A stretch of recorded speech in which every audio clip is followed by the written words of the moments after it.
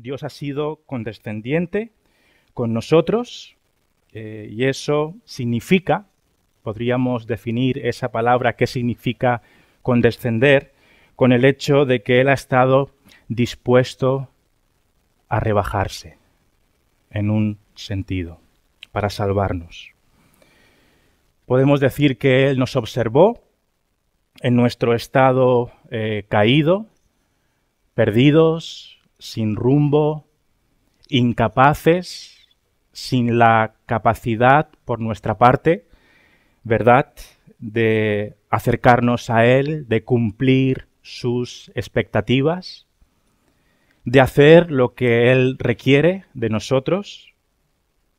Nos vio débiles, sin esperanza, ciegos, y vio que nosotros, como dice este punto que estamos viendo de la confesión, nunca podríamos haber logrado la recompensa de vida si hubiera sido por nuestros propios esfuerzos.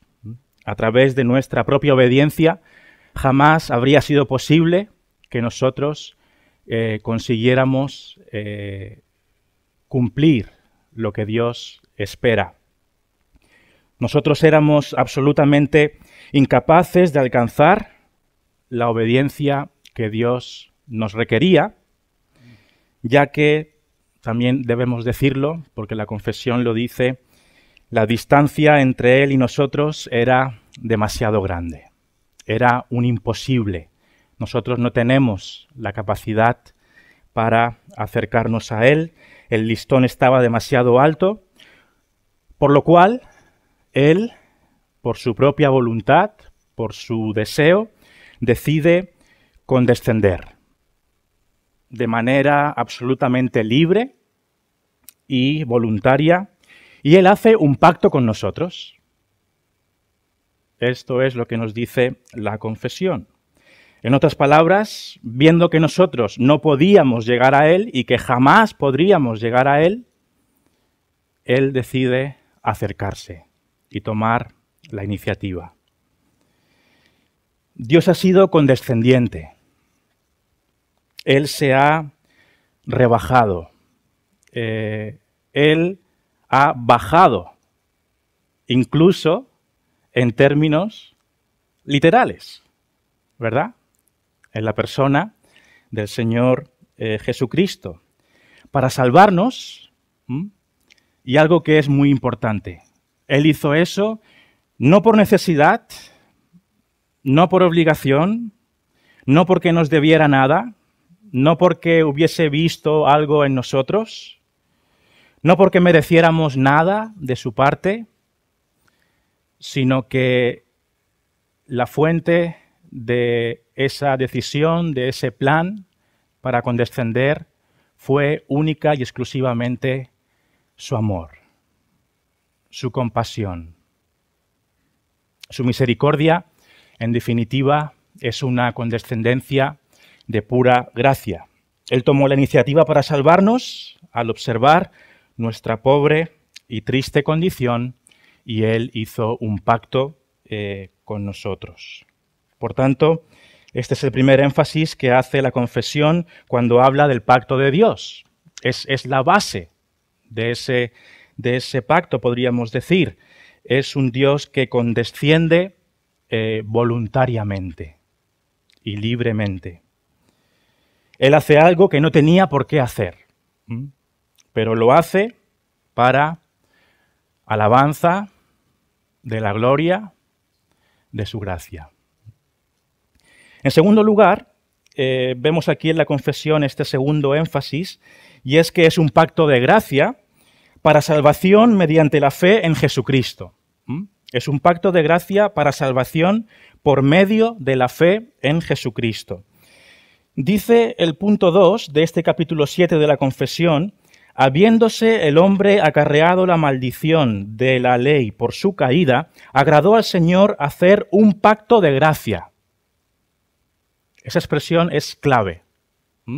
Un pacto de gracia, en el que gratuitamente ofrece a los pecadores vida y salvación por Jesucristo, requiriéndoles la fe en Él para que puedan ser salvos. Estas son las dos expresiones que yo he subrayado en este párrafo. Un pacto de gracia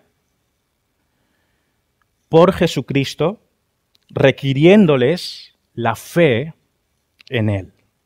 Y acerca de esto quiero resaltar dos cosas. La primera, este término, esta expresión, un pacto de gracia, es muy, muy importante. Es un tema cardinal, es un tema central que deberíamos estudiar y profundizar en él, porque, como digo, forma la espina dorsal, podríamos decir, de la Biblia, en un sentido. El tema de los pactos en la Biblia es un tema muy amplio y no tan sencillo, pero en estos pocos minutos quisiera dar algunas pinceladas para que podamos tener una idea general, por lo menos, de los pactos bíblicos. Yo sé que hay personas que pueden ser muy conocedoras de este tema, pero también podemos tener hermanos, compañeros, que no sepan mucho. Entonces vamos a intentar poner unos fundamentos de una manera muy telegráfica. Y diré una serie de cosas. Lo primero, resumiendo, en la Biblia encontramos tres grandes pactos teológicos. Tenemos el pacto de redención. En segundo lugar, tenemos el pacto de obras.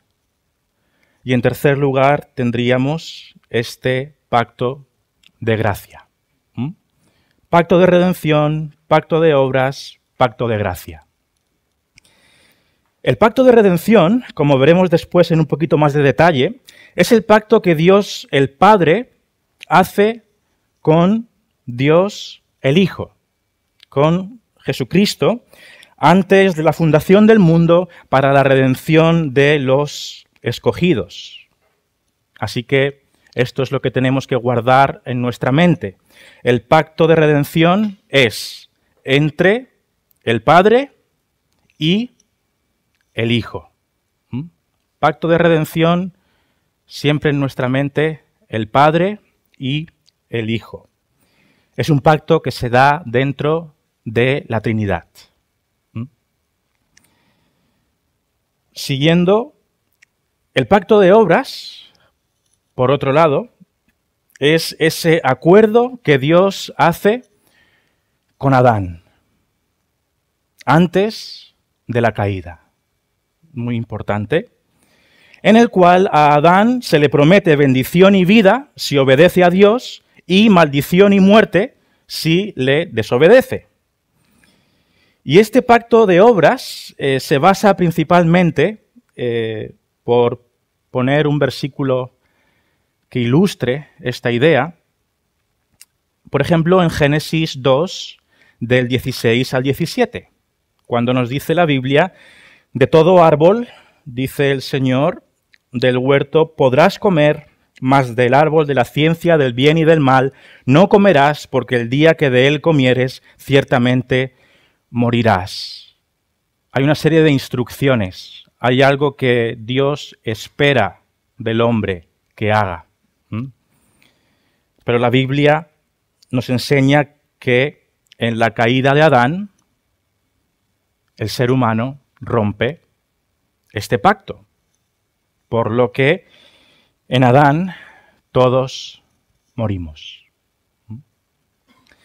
Y finalmente, como veis, estoy dando puntos muy resumidos, pero es para que tengamos una idea básica de cada uno de estos tres pactos. Tenemos el pacto de gracia, y el pacto de gracia es el pacto diseñado por Dios para que la relación entre los seres humanos y Dios sea restaurada. Y es un pacto a través de la muerte del Señor Jesucristo. Y es importante darnos cuenta que el pacto de gracia tiene su punto de partida, su origen, en Génesis 3:15. en la primera predicación del Evangelio, podríamos decir, ese texto que muchos conocemos, y pondré enemistad entre ti y la mujer, y entre tu simiente y la simiente suya, ésta te herirá en la cabeza y tú le herirás en el calcañar.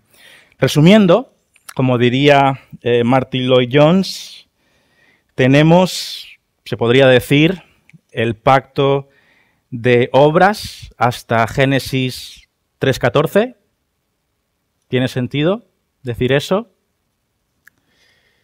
Y desde Génesis 3:15 hasta Apocalipsis tendríamos el pacto de gracia. Es como el punto de partida, es la primera manifestación de ese plan que Dios promete al ser humano para salvarle por gracia. Aprovecho de recomendar el libro de Martyn Lloyd-Jones, Dios el Padre, Dios el Hijo, el primer tomo de su serie Grandes Doctrinas, donde él tiene unos sermones acerca de este tema que os recomiendo escuchar. Y por otra parte,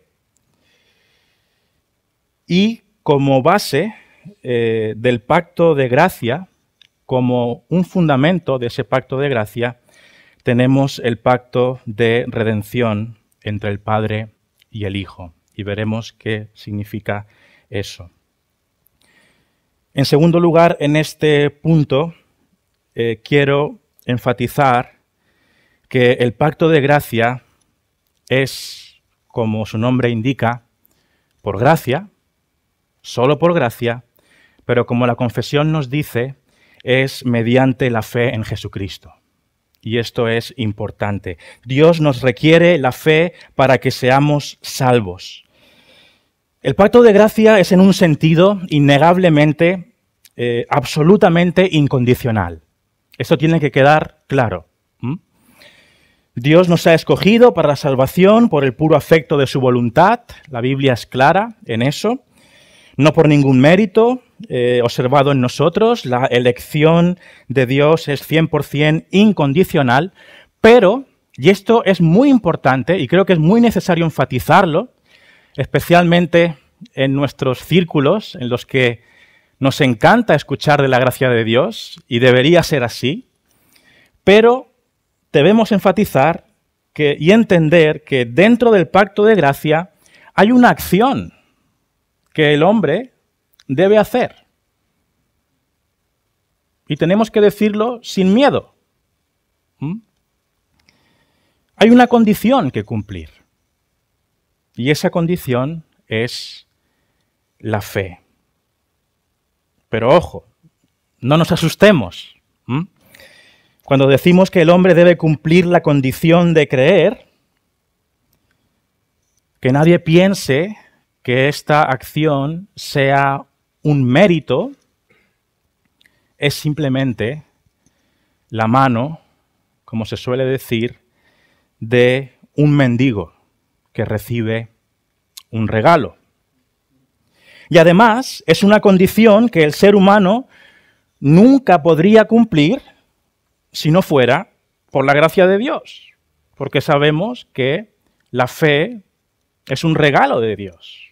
Creemos gracias a Dios.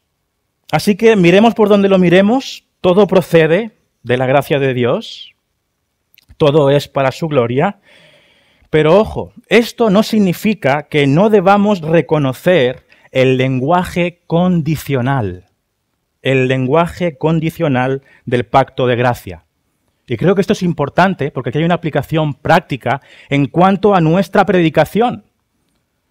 Porque podemos hablar tanto de la gracia y debemos hacerlo, podemos hablar tanto de la elección y debemos hacerlo, que nos olvidamos de decirles a los hombres, arrepentíos o pereceréis. Al mismo Spurgeon le miraron mal porque apelaba a la voluntad de la gente. Les decía, arrepentíos. Y quizá alguien lo miraba de una manera un poco rara, porque enfatizaba que el hombre debía hacer algo Pues sí, la Biblia nos dice que el hombre tiene que creer. Y esto tiene una implicación práctica. Nosotros debemos ser predicadores del Evangelio en términos condicionales. ¿Acaso Juan 3:16 no es condicional? Así que quitémonos el miedo de hablar en términos condicionales, porque que haya una condición no quiere decir que el hombre se lleve la gloria. En tercer lugar, en este capítulo vemos un pacto de gracia progresivamente revelado a los hombres, basado en un pacto de redención entre el Padre y el Hijo. Un pacto de gracia progresivamente revelado a los hombres, basado en un pacto de redención entre el Padre y el Hijo. Nos dice el tercer punto de este capítulo 7 de la Confesión que el pacto de gracia se revela en el Evangelio, en primer lugar, a Adán, como hemos dicho, en la promesa de salvación a través de la simiente de la mujer, y luego mediante pasos adicionales hasta completarse su plena revelación en el Nuevo Testamento, y está fundado, aquí está la palabra clave del énfasis que estamos haciendo, y está fundado en aquella transacción federal y eterna que hubo entre el Padre y el Hijo acerca de la redención de los elegidos.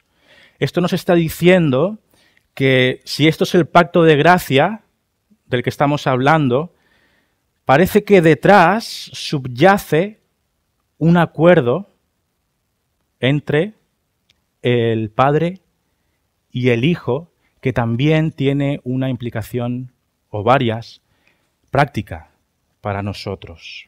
Quiero decir dos cosas sobre esto. Primero, el pacto de gracia es progresivamente revelado a los hombres en la Biblia. El pacto de gracia, como hemos dicho, arranca en Génesis 3:15 de un modo evidentemente muy embrionario, pero se va desarrollando en detalles y en claridad hasta manifestarse plenamente en el Nuevo Testamento, llegando a su cenit en la cruz del Calvario. El pacto de gracia debe ser entendido como el fundamento, el marco de los pactos que Dios hizo individualmente con Noé, con Abraham y con David, y de forma nacional con Israel en el Antiguo Testamento, y más adelante de una forma, digamos, universal con el ser humano de una perspectiva más global en el Nuevo Pacto, en el sentido universal de que ese pacto está disponible tanto para judíos como para los que no lo son, para los gentiles. Segunda cosa que quiero enfatizar aquí, y con esto acabamos, es que el pacto de gracia se fundamenta en el pacto de redención. Lo hemos dicho al principio. Nos dice la Confesión que el pacto de gracia está fundamentado en aquella transacción federal y eterna que hubo entre el Padre y el Hijo acerca de la redención de los elegidos. El pacto de gracia está fundamentado en aquella transacción federal y eterna que hubo entre el Padre y el Hijo acerca de la redención de los elegidos. El Padre y el Hijo hicieron un pacto de redención en la eternidad pasada, y esto es lo que la Confesión llama esa transacción federal y eterna. Y este pacto de redención lo vemos en diferentes partes. Hay diferentes manifestaciones que nos apuntan a esta idea de ese pacto de redención. Pero yo quisiera mencionar Isaías 53, del 10 al 13, Isaías 53, del 10 al 13, cuando la Biblia nos dice en Isaías 53, del 10 al 13, con todo eso Jehová quiso quebrantarlo, sujetándole a padecimiento. Cuando haya puesto su vida en expiación por el pecado, verá el linaje, vivirá por largos días, y la voluntad de Jehová será en su mano prosperada. Verá el fruto de la aflicción de su alma, y quedará satisfecho. Por su conocimiento justificará mi siervo justo a muchos, y llevará las iniquidades de ellos. Por tanto, yo le daré parte con los grandes, y con los fuertes repartirá despojos, por cuanto derramó su vida hasta la muerte y fue contado con los pecadores, habiendo él llevado el pecado de muchos y orado por los transgresores. El pacto de redención entre Dios el Padre y el Señor Jesucristo consistiría en esto. Voy a intentar explicar de la manera más simple posible, a partir de este texto, cuál es esa idea de ese pacto de redención entre el Padre y el Hijo. En el versículo 10 vemos que el Señor Jesús hace su parte, ¿verdad? Del pacto. Podemos decir, ¿qué es lo que hace Él? Poniendo su vida en expiación por el pecado.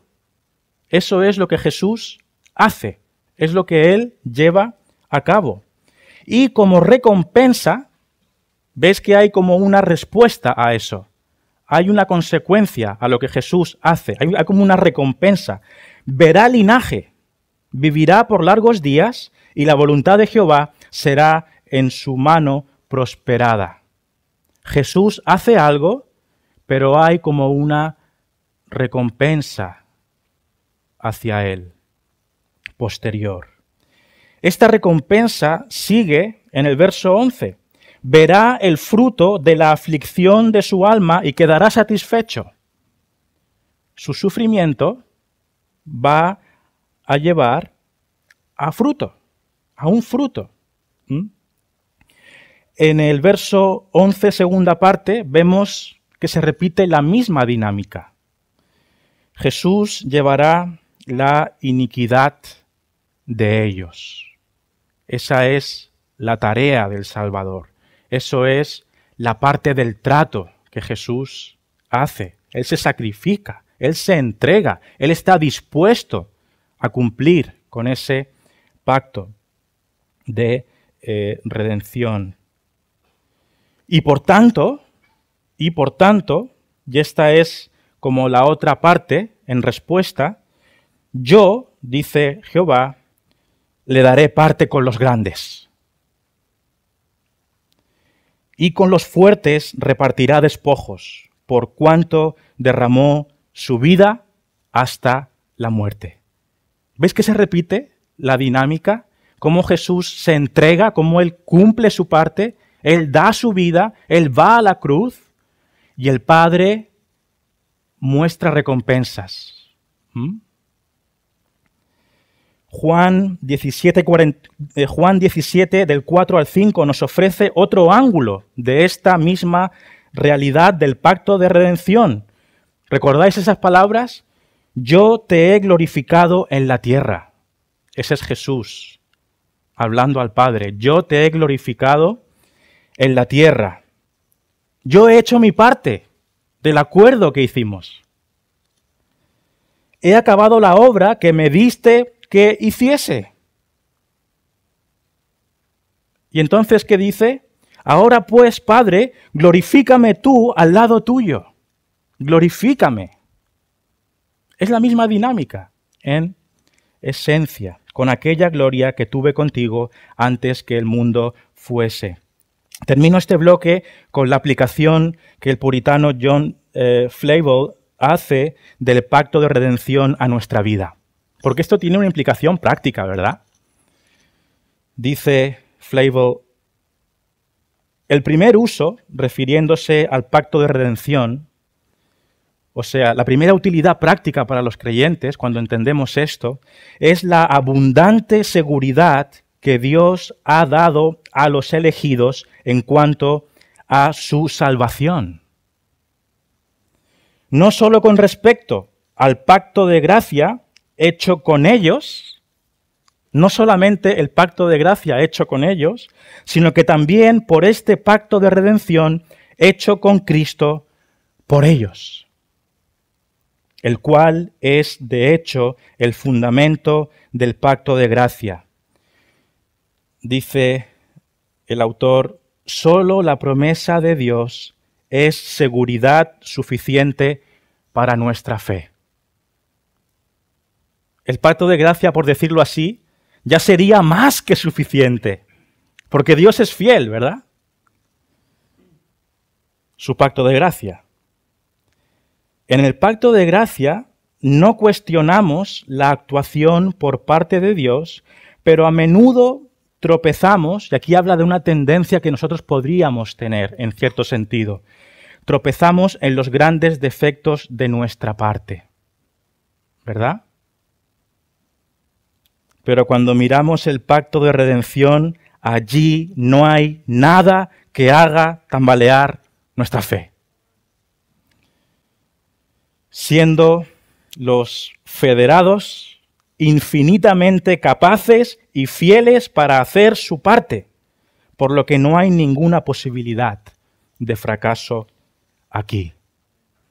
La Biblia enseña seguridad de salvación y bien segura, doblemente segura, podríamos decir. Este fragmento pertenece al capítulo 1 de The Fountain of Life, la fuente de vida, de la obra Treasures of John Flavel, Tesoros de John Flavel. El pacto de gracia descansa sobre el pacto de redención para nuestra tranquilidad y confianza.